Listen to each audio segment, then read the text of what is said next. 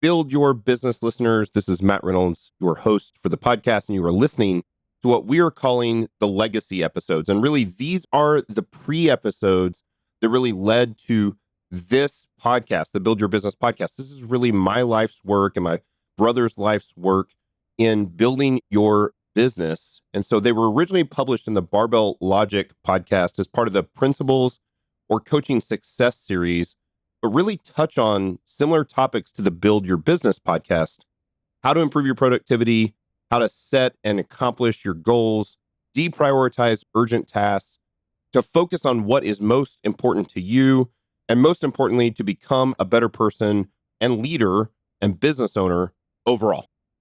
I'm proud to bring you these podcasts. Again, many years of life's work, several years of podcasts, and several decades of business ownership. Hope you enjoy them and learn from them. You're listening to Barbell Logic, the podcast where we talk about what it means to experience strength and how you can use simple, hard, and effective strategies in training and nutrition to improve your life. It starts with meeting you where you are right now and finding lasting solutions. Welcome to the show.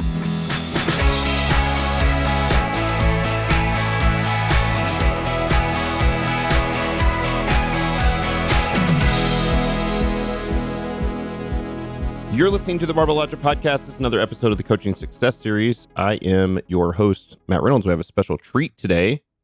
My original partner in crime, podcast co-host, the Barbell Logic podcast from 2017 till, I don't know, when? 2021 or something? I think that's right, yeah. 350 shows or something like that. Yeah, Scott Hambrick. Welcome back to the show, man. Hey, thank you. It feels like home.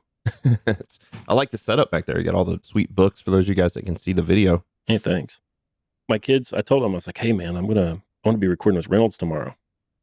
And I had mentioned to them that I think that you had an acquaintanceship with Jeremy Fragrance. Is this true? It is true. Yeah, I know him. They said they want to hear about this. Did he assign you a custom fragrance? Did he find a Yes, he did. fragrance palette for you? Oh my. And of course it was Creed Aventus, which is like $500 a bottle. Well, I mean, but it is a nice, if you smell like you know, you're going to spend some money to get on top of that, you know. Well, and the thing is with I didn't know anything about this stuff until I started looking it up, but that stuff is parfum, whatever. Colognes and smelly good stuff is rated by the percentage that is smell good versus the percentage of water, similar to whiskey.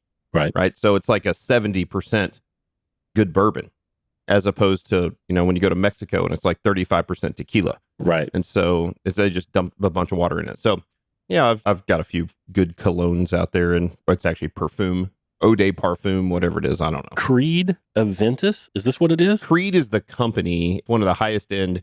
They make a handful of different smells. They're all really good. I don't know. They have like Irish tweed and some other stuff. It really does smell phenomenal. It is one of the few things, if I wear it, people are like, mostly dudes, as usual, come up to me and be like, you smell so good. I was like, well, that's why I'm wearing it. Maybe you shouldn't wear that. So my bar, I don't know, right? So, well, it's just like when you get into strength training, right? You think you're going to get all the attention from the chicks, and that doesn't happen. You just get attention from the dudes. Right. And so that's the way it goes. So I brought Scott on. So first off, I've talked about Scott's podcast, Stupid Tax, that he's been doing for how long have you been doing that? 3-4 months now? 3 months, maybe? Yeah, I think we're on episode 12 or something like that. Did that with Mitchell Baldridge. Who's down in Texas, right? Yeah. And it's actually a really good synergistic, I've talked about this before, a good synergistic podcast. I listen to all the episodes. I actually really enjoy them. And it's kind of similar, I think, in some ways to the original Barbell Logic podcast. He's kind of the play-by-play man. He's the guy that knows the accounting and stuff. You're kind of like the color man, but you have a lot of knowledge in that, obviously in business ownership and how to start a business and how to run a business. And so I reached out, and we're going to start doing some more interviews on this Coaching Success series with guys that have some good background in business. And I said, hey, I'd like to do a podcast with you and promote your podcast, but also talk a little bit about whatever important business idea you'd like to put out there. You want to tee it up and say, this is what we're going to talk about today? Yeah, sure. Man, the strength business, the gym business, the fitness business is really a terrible business. And I worry about people that want to get into this business I love it, clearly. I mean, I've recorded 1,000 hours of this stuff and think about it all the time and have coached, people for almost 10 years now. I love it, Sure. but it is a very difficult business when you look at it as a business. Yep. It can be a good job if you've developed a knowledge base and a coaching method and can help people get strong and relate to those people. And you can make a good hourly wage doing that, like with online coaching. But if you want to approach this as a business, it's incredibly difficult. Mitchell and I on the Stupid Tax, we talk all the time about, well, do you own your own job or do you have a business? And the distinction there for us really is, if you retire, is there something to sell? Yep. Are you building long-term value? And the truth of it is that in a gym, you might have something to sell, but selling your weights by the pound as you leave the building is not what we're talking about. There's no multiple. You're not really selling in a gym. There's no multiple of ARR or multiple of EBITDA or anything like that. Like, right. Unless you're Lifetime Fitness or something, and you not only own 1,000 or 1,500 gym locations, but you also own all the real estate. That's exactly and right. these $30 million buildings they sit on. Now you've got some assets. But for the vast majority of business owners, gym owners out there, and this is the thing that I saw at Strong, is that, if people knew, like, I sold Strong and I made a little bit of money, but it was a little bit of money. Right. It was just enough to basically take that money, buy myself a home gym, and take the rest of that money and put it into starting the online coaching business. And in the online coaching business, if you're not wired kind of the way I am, which is to just grow this to some ridiculous thing that's got, 100, 200 coaches working for you, then I think the argument that you made is that you would be better off not owning a job, but actually just working a high-paying job that gives you some amount of freedom. The thing about owning a business is that it comes with two things. One, I've heard you say this on the podcast, it comes with a tremendous amount of freedom. You can work when you want, where you want. You can take the contracts you want. You can fire. I mean, a lot of times, right? Yeah. If you own a legit business, but if you own a job, if you own the pawn shop and you have to go work at the pawn shop 55 hours a week, well, you just own a job. Yep. And you might as well just get a job. And one of the arguments that we've made with the online coaching piece is that in a gym, you can take on all this stress. At some point, you probably have to hire a few employees. And now you're tied to a location. You're a prisoner to a location. You're a prisoner to a schedule. Your personal training clients have to, they come, they don't show up. Maybe you don't get paid. Maybe you charge them by the month. Maybe you do get paid, but then they're pissed off because they're paying for sessions that they're not getting. There's all this stress. There's the potential of going broke, losing the gym, losing the business, not being able to pay the lease or whatever. Right. And your argument is like, look, if you can go work for a good online coaching business for that and make $200, $300 an hour, you should just work a good job doing that, as opposed, because what you do is you're owning a job. Yeah. You're not owning a business.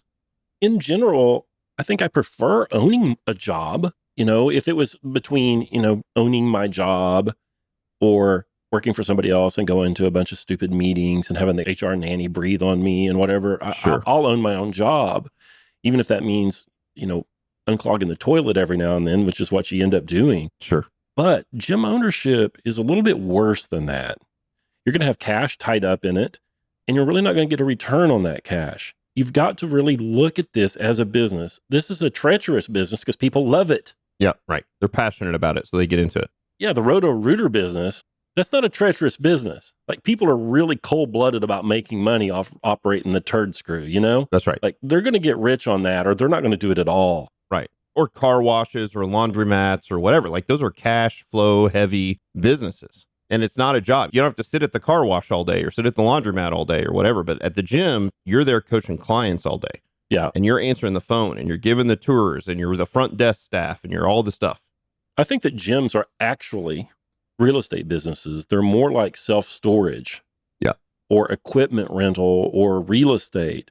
And, if you're renting and then running a gym, you never have inflation work for you. Your rent's going to go up every year.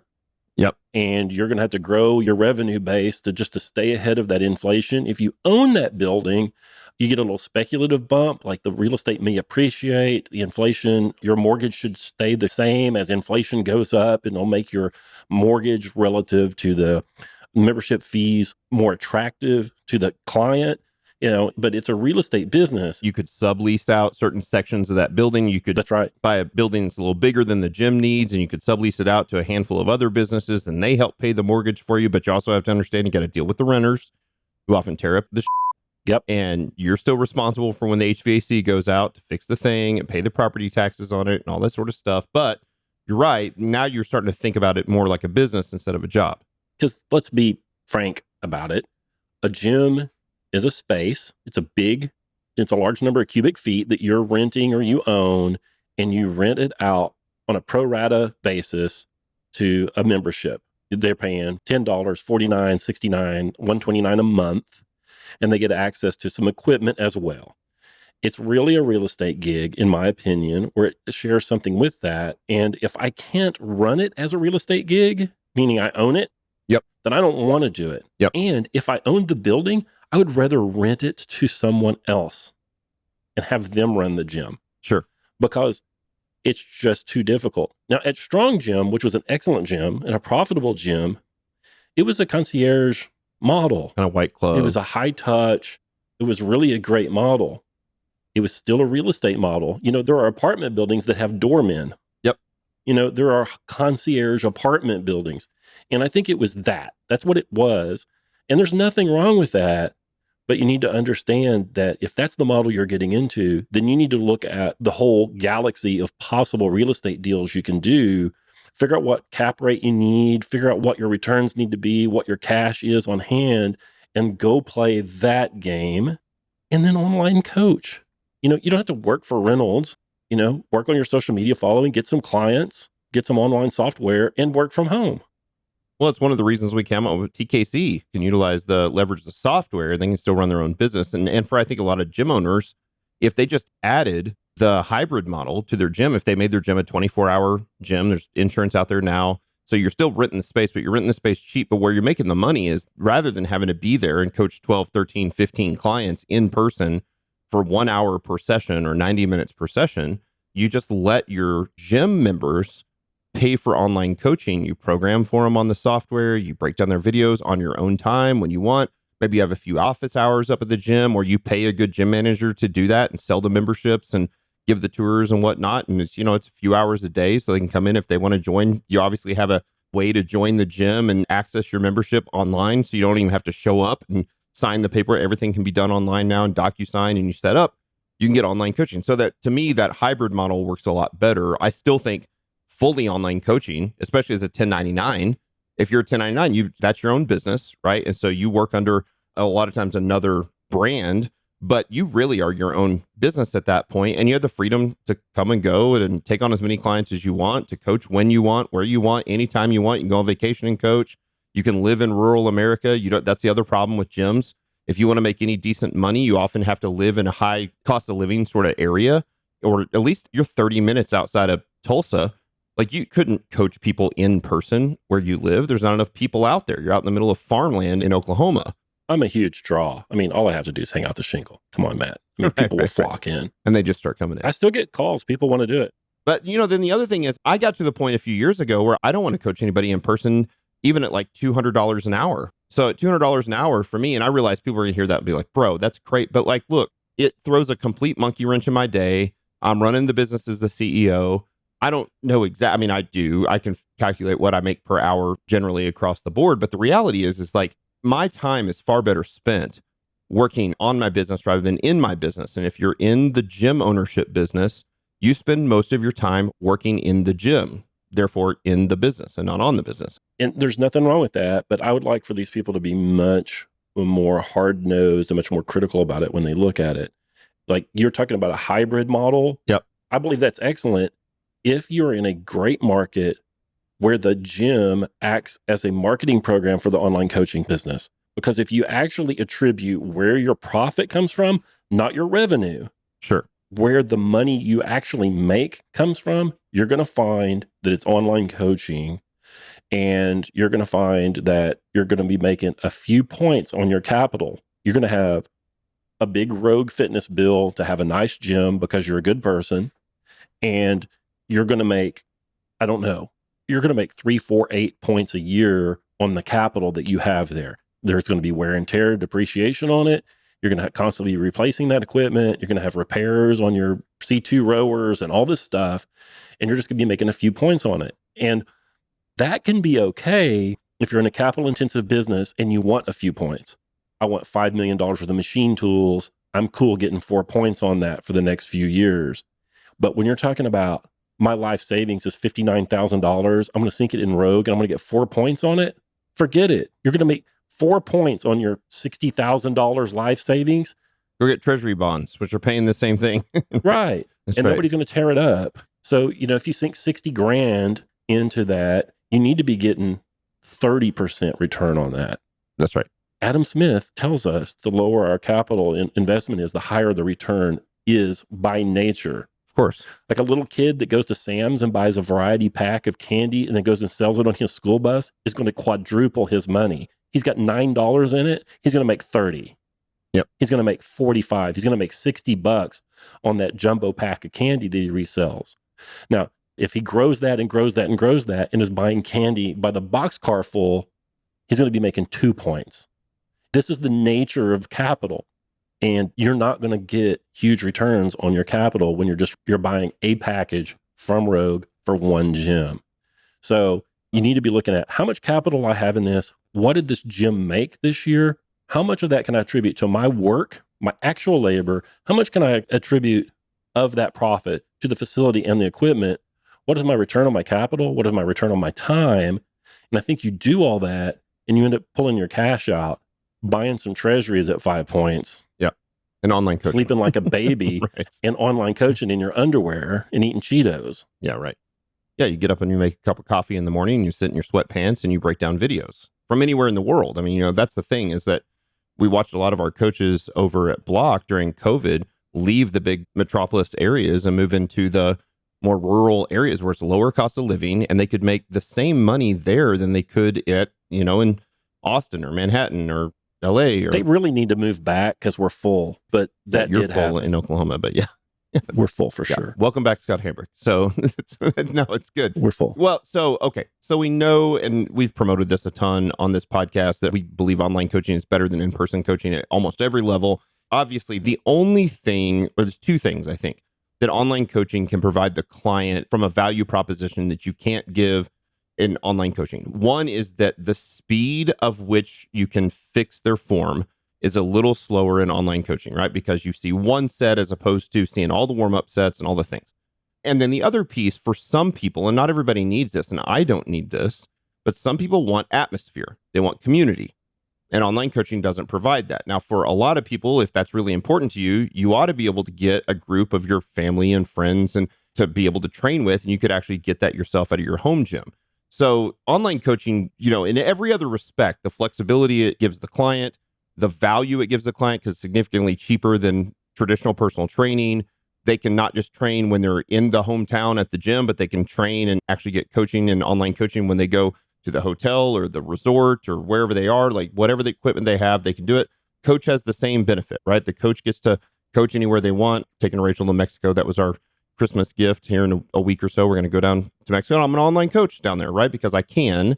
And then the other thing is that the coach then makes 5x per hour, sometimes 10x per hour of what they would make, especially if you factor in all the capital intensiveness of a gym ownership when you compare it to online coaching. Online coaching makes you way more money. Now, stop.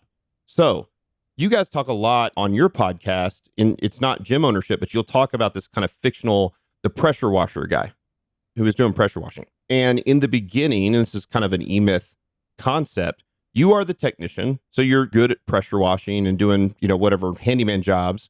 At some point, you've got to figure out how to actually think about it like a business, right? So you've got to run a tight schedule. I'm not just doing one pressure washing job a day for $350. I'm doing 4 pressure washing jobs per day for $1,500 a day. And then at some point you get to hire your first employee and you start to delegate some of that work out and you start to think about it like a business. And the guys that do this well, you can actually make a ton of money. And Mitchell says almost anybody in business ownership, even the guys that are the technicians in their business ownership, can make $400,000 per year. That's what he says. And a lot of people will hear that and be like, that seems impossible. It's not impossible to do that with that, or with a lawn mowing, green lawn service, or online coaching, or whatever the thing is. if you know how to actually think about this thing like a business and you can get out of just the technician aspect, because at some point when you're the technician, the time in your day is the limiting factor. You can't buy back your time. If you're hyper efficient as a pressure washing guy, you might be able to get 3 or 4 jobs in a day, but you're never getting 10 unless you're thinking about this like a business and you actually hire more work, delegate it out, hire employees, and then you start to build that up and you're thinking about like a business. And gym ownership is the same way. You think, well, I'm not just going to lease this building for $6,500 a month.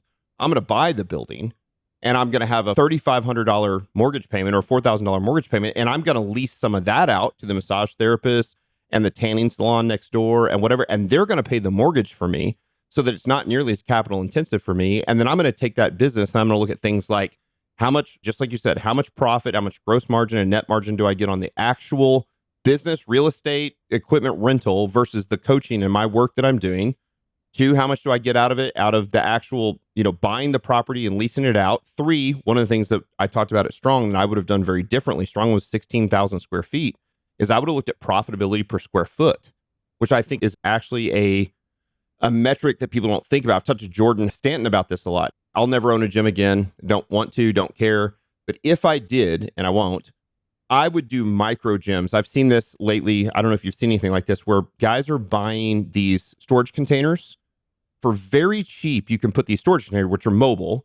You can put them in like mall parking lots because the malls are dying, and pay almost nothing to rent the space in the mall parking lot and put these storage units in there.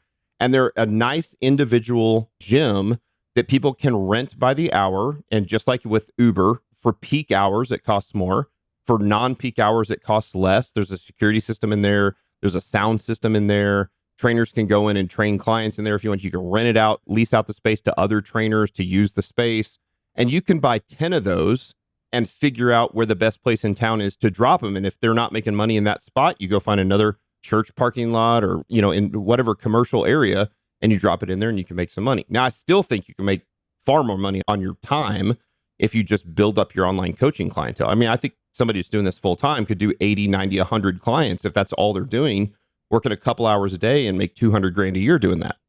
Maybe not, but they're not the same business. Right. Some guy that doesn't know anything about how to squat properly and has some capital can go out on the market, find the best equipment, outfit a shipping container, and start dropping those off. In fact, there's probably a guy that owns like some pods business in your town that can move those pods, already moves pods for cheap, who could immediately like disrupt that and get in that business. That's actually not the gym business. Right. That's a weird micro rental, whatever. And actually, that's probably a potentially bigger business. Sure. Of course it is. But it's not the same business. No. So these people have got to figure out what business you're in. Well, think about Planet Fitness. Planet Fitness is not a gym business. No. It's a $10 a month membership club. It's like Sam's or Costco. They know they've priced it so cheap. What's their product? Product is nothing. The product is don't come to the gym. It's donuts and pizza. Their product is a gym membership. That's right. The people who pay the $10 a month can say, I'm a member of a gym. That's right. And in their procrastinating mind, they can lay there in bed with metabolic disorder and be like, well, I've got a gym membership and I need to get down there. Yep. And it's just cheap enough that they'll never cancel. That's right. Because if it's $50 a month, they'll cancel. But at $10 a month, they won't. They'll say, well, I'll use it. At some point, I will use it. And it's only $10 a month. What's the big deal? So, I read articles and watched news reports and documentaries on Planet Fitness. 90 to 95% of their members the entire year will not step foot in that gym one time. Perfect. And if they did, they'd have to shut down because the fire code wouldn't, they couldn't do it.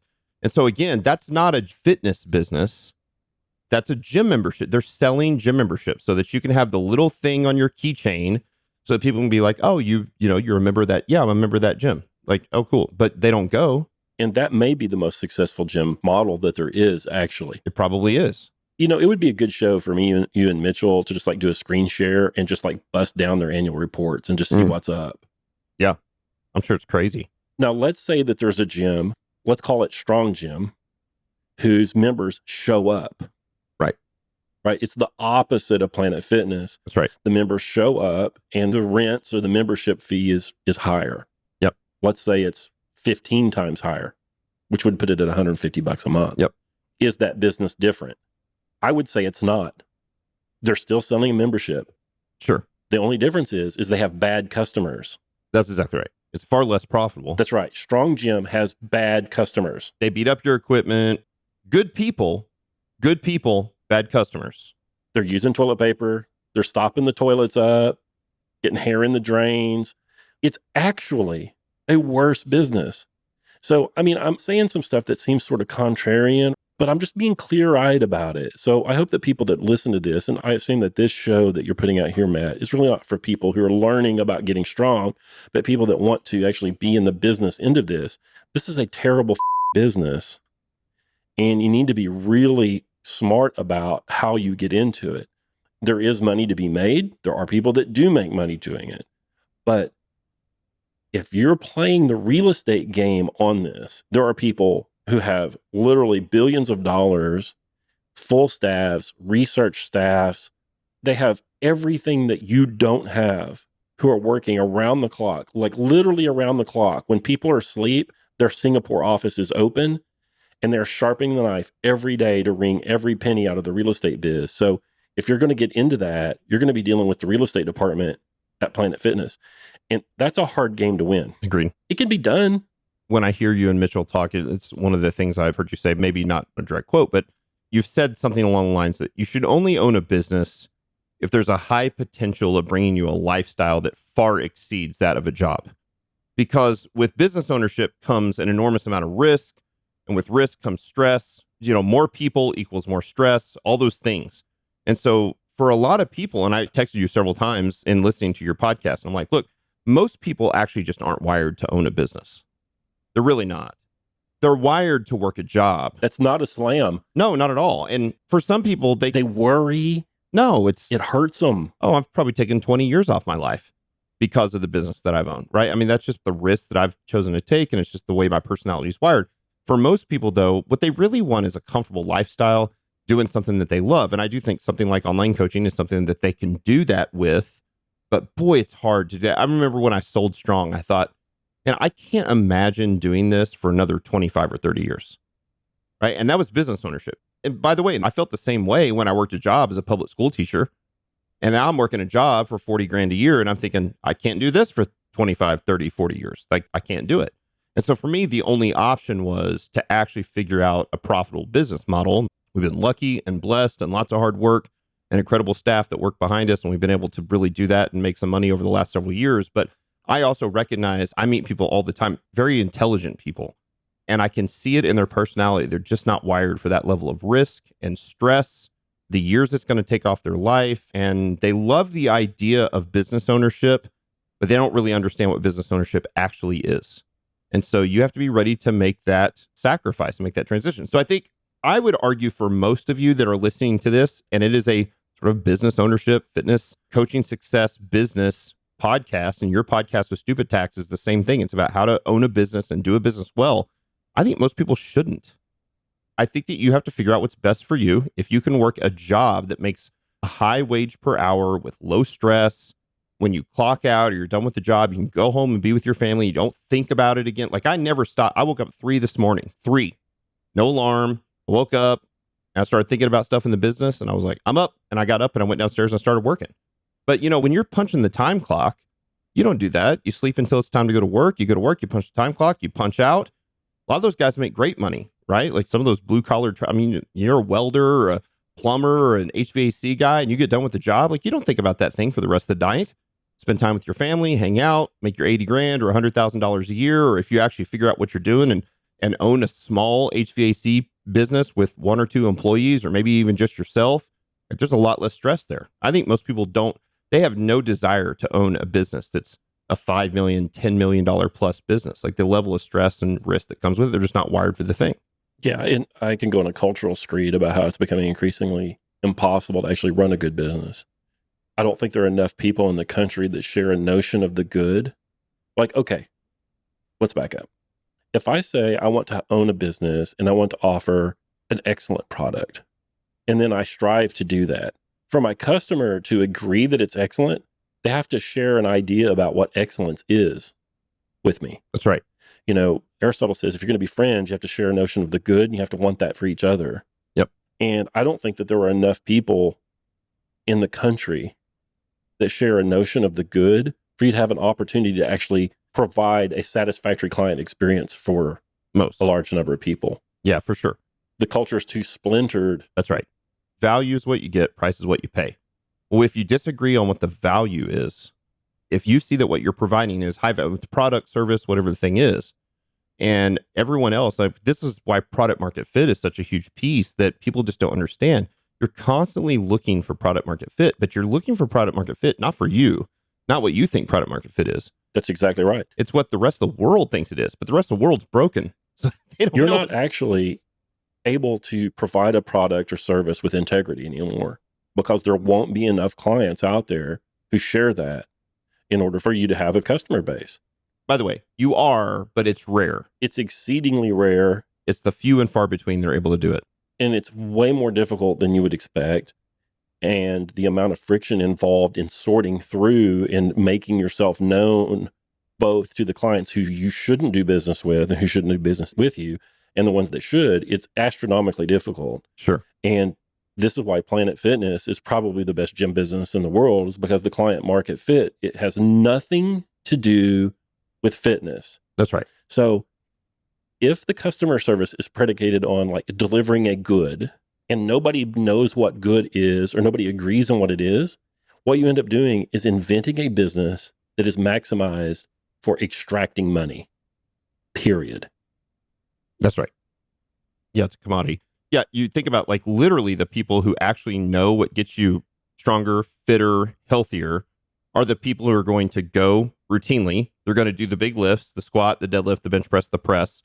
That Planet Fitness has strategically removed all those things. You're not allowed to deadlift. Because those are exactly the customers, the clients they don't want in their gym. Yep. They want the clients that will never come or will come once a month and walk on the treadmill for, a mile and then go eat their donut or their piece of pizza and take the shower and go to work. And that's the 5% that go. Right. The 95% that don't. They're looking for people who aren't going to go, right? It's the $10 a month. It's the 2-year contract. It's the you're never going to leave. It's like, let's prey on people in the first 2 weeks of January when they're making New Year's resolutions so that they can feel good about themselves that they got a gym membership. Product market fit. Perfect product market fit. It's perfect. Perfect product market fit. So Mitchell says the world's best business has a 99% margin, no clients, no inventory, Yep. no physical location, and no employees. And the farther you get away from any of those things is the farther you are from, being the perfect business. Of course, that's sort of a joke, but it's not. Right, sure. So if you're Planet Fitness, you add risk, you add work, you add stress. That's what comes with all of those things the further you get away from that. yeah, on stupid tax, we call that return on hassle. The farther you get away from those ideals of no clients, huge margins and so on, the return on hassle goes down, down, down, down, down. It takes more hustle, more hassle to get the money. And Planet Fitness has found a way to essentially not have clients. That's right. Paying clients, but no one that shows up. Right. They take money from people. That's right. And they don't actually use the thing. And I'll tell you, Online Great Books, which I am totally revamping right now, operated for 5 years on the grace and generosity of the members who did not use the service. Sure. Like the people who paid the fee every month and then actually didn't use it. That's not cool. But that's the way it works now. Sure. And it still pains me at Barbell Logic. Like if you don't train for 5 weeks, if you don't show up for 4 or 5 weeks, we drop you and stop charging. Right. That's actually bad business practice. That's remarkably stupid. It's the right thing to do. It's morally upright. You have to stop that. Yeah, right. But it's, like if you pay your car insurance and you don't drive your car that month, you still pay your car insurance. Or like, it doesn't matter whether you pay your car. You still pay for Netflix if you don't watch any TV shows. Like if I don't watch any TV shows for 6 months, Netflix keeps charging my card. That's the deal. Here's how mercenary you have to be. When I used to have a legit business and I cared about these things, I would raise the prices. We kept call logs on every customer service contact of any kind. Somebody emailed or made a telephone call about anything. We had, every time the phone rang or an email came in, we had logs. So we could see, oh gosh, the guy that drove Route 7 was getting customer service complaints, or the guy that was on Route 3, everybody loves him and we need to give, whatever. Well, every time I raised the price, If I didn't have 5% of my clients call bitching about the price, I raised it again in 60 days. Sure. I raised the price until I had X amount of squeal and then stopped. That's how mercenary you have to be. And if you don't have pricing power in your business to do that, your business, I'm not going to say it's bad, but it's not as good as the business I was in. Yeah, that's right. Well, again, this is the difference between being an expert online coach where you can actually have some pricing power versus a gym membership owner. Like, if you're Cody Miller at Strength Parlor or Jordan Stanton at Strength Union, and you got these great gyms, or Matt Reynolds, we own Strong Gym, everybody still compares it to Planet Fitness, the price. That's right. Why is it $60 a month here if it's only $10 a month right up the road? Well, again, because they don't see the value. Again, it's the value proposition. It's, it's what is the value equation? They're not going to pay the price because they don't see $60 in value. Yeah. $10, like, oh, I see the value in this. I get a gym membership. I get the hot tub. I get the pizza and the donuts. I get the smoothie machine. That's what they're going for, And I get the little thing on my keychain that says that I have a gym membership. Planet Fitness is where that guy kept peeking in on me on the shower. Remember that? Did you go to Planet Fitness and get peeked in on the shower? Yeah, I told that story on the Barbell Logic show. I know you're not a fan of the shows we were on. Now, listen, I listened to a lot of them over the years now. I've gone back. Over the years. Why did you go to Planet Fitness? You were traveling or something? No, when I was a fat body and I got all fed up, I went and joined Planet Fitness. Oh, that's right. That's right. You draw a straight line from my door to my office door, and it was right in the middle, and I joined. Yeah. I lost a lot of weight doing that. This is when you couldn't tie your shoes, you bent over, you couldn't breathe, and you're like, I got to change, and you went to Planet Fitness. I woke up one morning, tied my shoes, I was like, and I just got fed up, and I went to Planet Fitness, I hired a trainer, and I lost a bunch of weight. But I was there one morning, I was in the shower, and I was like shampooing my hair, and they had individual showers there. It wasn't like a barracks shower. Yeah, sure. And it had a shower curtain there, and you're in a little closet, and the shower curtain's drawn, and it's humid and warm in there. And then suddenly I was cold, and I got soap in my eyes, like, what? And once I cleared my eyes enough, I could see the shower curtain was like swinging. I'm like, oh no, this is strange. And I go back to like, washing my bits and whatever. And I get cold again. I turn around and there's a guy like peeking through he like pulled the shower curtain aside. He's like peeking, like waist high. He's like peeking in on me. Oh man. I had on like flip flops and I was all lathered up, but I just took off running. I mean, he took off running. I took off running, and he hit the door and went out into the gym. And I like went skidding to a stop, like rolled my ankle because I'm in like, soapy flip flops, and I'm like naked running up. Look, I got to get out of here. But I didn't run all the way out into the gym. I put the brakes on, went back, rinsed off, went up front. I said, hey, look, this guy was looking at my crank. Like, we got to figure who this was. Had glasses. And I'm like, I don't know, but he had glasses on. That's really all I could see. And, of course, you have a key card. Everybody scans in. They knew everybody that was in that building. And they're like, well, I don't know. And I threw a baby fit up there. There's 7 people in here. You know who it was? It was somebody who worked there. Oh, right? Because if it's a member, they would have been like, would you like to look through? We'll show you. There were 14 people that logged in while you were here. We can look through them like a lineup, But it was Tommy, and they've had some issues with Tommy, and it's not the first time they've heard this. Well, I mean, it probably was the first time. He saw me and he couldn't help it. You know what I mean? Is that what it is? It broke his will, yeah. It's like, I'd lost a lot of weight by then. I was looking all right. I was a younger man then, There you go. All right. So the take home is this. The take home is wear goggles in the shower at Planet Fitness. At all times. That's right. And a chastity belt. That's right. Of some sort, so to protect your bits. You need to take a few minutes. And this pairs well with the podcast I did weeks ago about how to be an owner. Think about the job you have. And if you're a business owner, the business that you own. And you've got to just delineate, do you own a business or do you own a job? And if you own a job, you should either just work a job that pays well and gives you some flexibility, or you've got to get out of that mindset and have a paradigm shift and figure out how to take that ownership of the job and turn it into the ownership of a business. And I will say this, that's 1 in 10. For every 10 people who are listening, one of you needs to parlay that into a business. And the other 9 need to figure out how to make that a successful job, not the ownership. Yeah, and Scott's wincing at me because he thinks it's less than 10%, right? It's 2%. I think it's probably less than 10%. Yeah. And it very well may be. But by the way, and if you're listening to this and you know it's you. That's the one, right? When I'd hear this, I'd just be like, that's still me. Like, I don't know how to You know, I've had tons of, including you years ago, like people were like, when you going to slow this thing down and quit growing this thing? Like, I don't know how. That's just in me. I'm just wired to do this. Like, I believe this will be the biggest online coaching business in the world, in the history of the world at some point. And maybe not, maybe I fail, but that's just the way my brain works. And if you're a person that just really loves the technical aspect of your job, you just love coaching, but you don't really understand how to manage a business, write systems and standard operating procedures and be an owner and work on the business and not in the business, then you don't own a business, you own a job.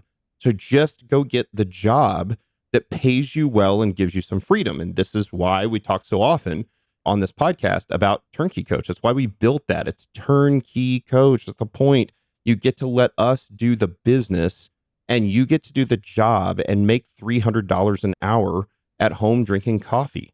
So for a lot of you, that's what you need to do. You need to give up the gym ownership or turn the gym into the as cheap as you can possibly make it, 24-hour day, 7-day a week, key card access. Don't staff the gym.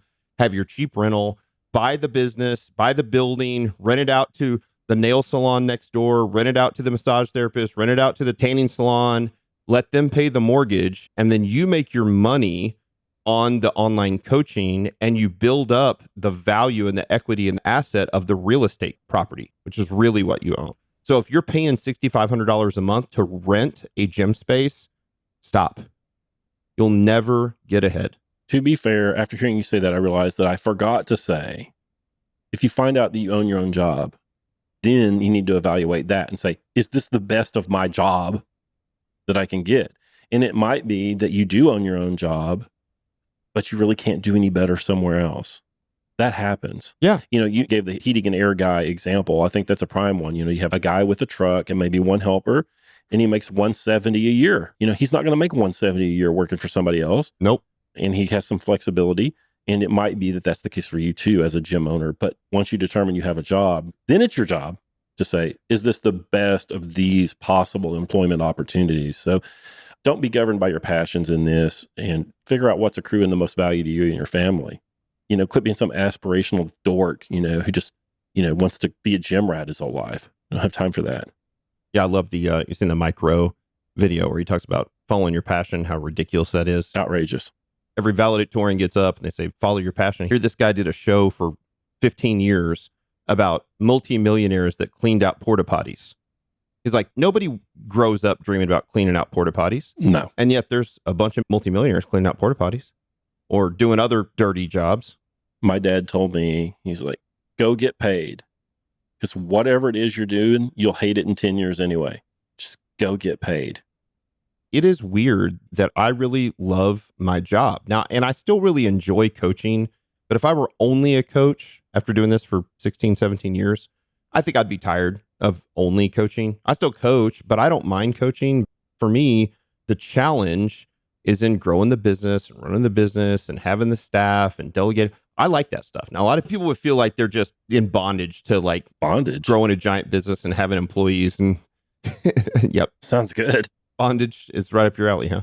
So yeah, man. All right. Anything else? There's plenty more, but you guys can't handle it. We'll do some follow-ups. So you can go listen to the Stupid Tax where anywhere that Fine Pod is served up. Yeah, please do. It's an excellent, excellent podcast. If you want some help getting a business kicked off, you can get hold of Mitchell. He's the world's most famous accountant. He's got like 90,000 followers on Twitter. He's Baldridge CPA there. I'm Hambrick Scott there. We're going to have him on the show in the next few weeks as well. I told Scott I'd love to have him on because I'd like to pick his brain a little bit too about some accounting stuff. And a lot of you guys are probably terrified of that kind of thing. And you guys actually have quite a few podcasts on doing financials and P&Ls and when to actually do that, and like when to actually start tracking that stuff. And you talk about get your first client first, figure it out after that, start getting paid first, which ties in neatly with this. A lot of people want to focus on the business plan and the QuickBooks Online and all this stuff. And it's like, hey, just go get the first client, start getting paid. Yeah, get a client. Figure it out, right? Especially now. This is going to come out in the new year. Happy New Year, everybody. This is a great time to go get your first couple paying clients because you don't have to figure all the rest of that stuff out for 12 more months, right? If you're listening to this 2 weeks ago and you got your first paying client, it's December 27th. Well, now we got a problem, right? So, or get paid in cash and go deposit the cash on January 2nd or whatever, right? But that's the deal. So get some paying clients this year and then you can figure out the other stuff. And Stupid Tax is a great podcast to learn that stuff. Great synergistic podcast. This one, hey man, thanks for being on the show. We'll have you back again soon. Always good to catch up. Saw the house. I've seen your house, but I'd like to see it now that you're getting a little more decorated. You were just gotten in it last time I was down there. Beautiful farmhouse. Big on decoration, you know, adornment. Your wife is. You guys got a great looking house. Well, thank you. Thank you. The decor, the ambiance is right. It's got that farm style look to it. Yeah, we like it very much. It was. You couldn't do it like your old house was a lot of mid-century mod. That's not going to work in this house. No, it's a different house. That'd look weird. You know, we're in and out of it all day long, just tracking dirt in and out all day long. It's a challenge. Charity's constantly getting pissed about cleaning the floor. Kind of give up. As you're tracking mud in all the time. It's just all you can do. You kind of give up at some point. Yeah. Come see us. Thanks for listening, guys. Yeah, this has been another episode of the Barbell Logic Podcast Coaching Success Series with me, your host, Matt Reynolds, and my original co-host, Scott Hambrick. Thanks for being on the show, man. We'll see you guys next Friday.